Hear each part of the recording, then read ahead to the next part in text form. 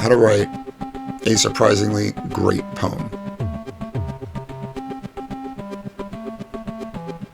Breaking the rules can lead to better writing. This idea is intended to free you from any limiting ideas of what has to be good, has to be boring, or completely serious, or totally planned out in advance. Writing is pleasurable, creative, and an independent experience, and is often best when writers are breaking rules. The following exercise is designed to encourage some of that behavior and freedom. Pay attention to the list of the following titles that have all been published.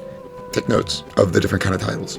The Old Man in the Sea, 100 Years of Solitude, The Stranger, Of Mice and Men, Lord of Flies, Siddhartha, The Plague, Blindness, The Sun Also Rises, The Grapes of Wrath, Beloved, The Remains of the Day, Never Let Me Go, Disgrace, Love in the Time of Cholera, One Day in the Life of Ivan Denisovich, Steppenwolf, East of Eden, The Good Earth, The Sound and the Fury, A Farewell to Arms, My Name is Red, Hunger, As I Lay Dying, The Tradition, Be With, Half-Light, Olio, Ozone, Stag's Leap, Life on Mars, Versed, Shadow of Sirius, Failure, Time and Materials, Native Guard, Late Wife, Delights and Shadows, Walking to Martha's Vineyard, Moy, Sand and Gravel, Practical Gods.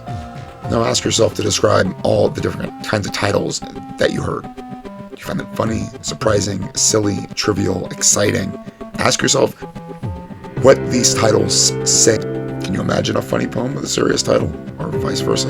How are the titles similar to things that you've read in the past? Now, after spending a few minutes, quickly write 20 impossible titles. Titles so awful and ridiculous and silly and unpoetic and unwriterly and unprofound that you would never want to share them with anyone. The worse the better. As many different kinds of titles as possible. One-word titles, sentence fragments, complete sentences, questions, negative constructions, jokes. Titles with abstractions, titles with concrete ideas in them. The more variety, the better. Now, have somebody that usually reads your work read the titles and pick 5 of the most ridiculous titles from the paper. And out of those 5 titles that were chosen, pick one and finish the poem.